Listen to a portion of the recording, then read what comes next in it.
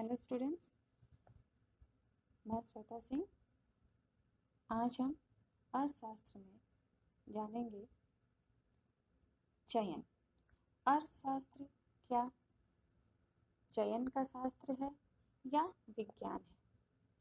जैसा कि हम जानते हैं कि हम सभी अपनी असीमित आवश्यकताओं को संतुष्ट नहीं कर सकते, क्योंकि उन्हें संतुष्ट करने वाले साधन सीमित अथवा दुर्लभ होते हैं। उनके विभिन्न एवं वैकल्पिक प्रयोग भी होते हैं। अतएव हमें अधिकतम संतुष्टि प्राप्त करने के लिए यह चयन अर्थात चॉइस करना पड़ता है कि कौन सी आवश्यकताओं को संतुष्ट करे तथा उनके लिए कौन से साधनों का प्रयोग करें। इसलिए आवश्यकताओं के असीमित होने तथा उनकी तुलना में वैकल्पिक प्रयोग वाले साधनों के दुर्लभ होने के कारण चयन की समस्या उत्पन्न होती है।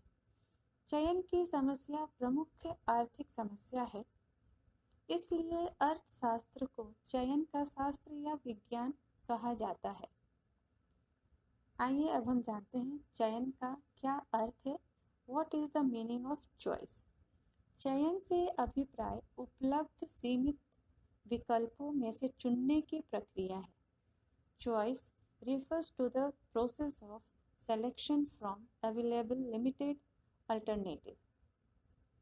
चयन की समस्या इसलिए उत्पन्न होती है क्योंकि आवश्यकताएं असीमित हैं और साधन दुर्लभ हैं।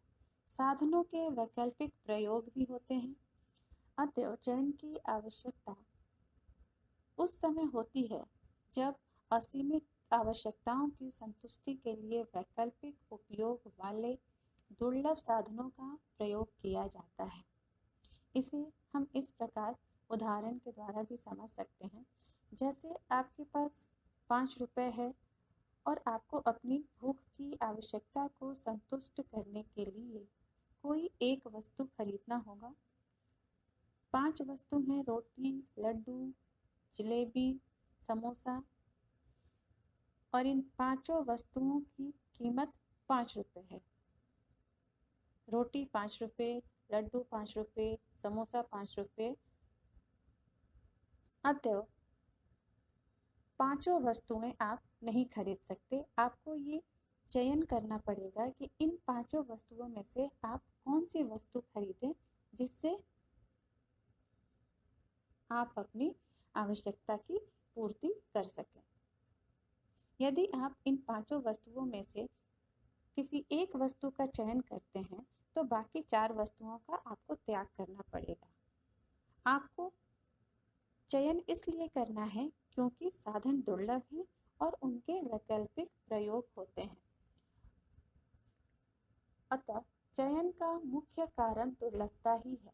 दुर्लभता से अभिप्राय उस स्थिति से है जिसमें साधनों की पूर्ति उसकी मांग से कम होती है।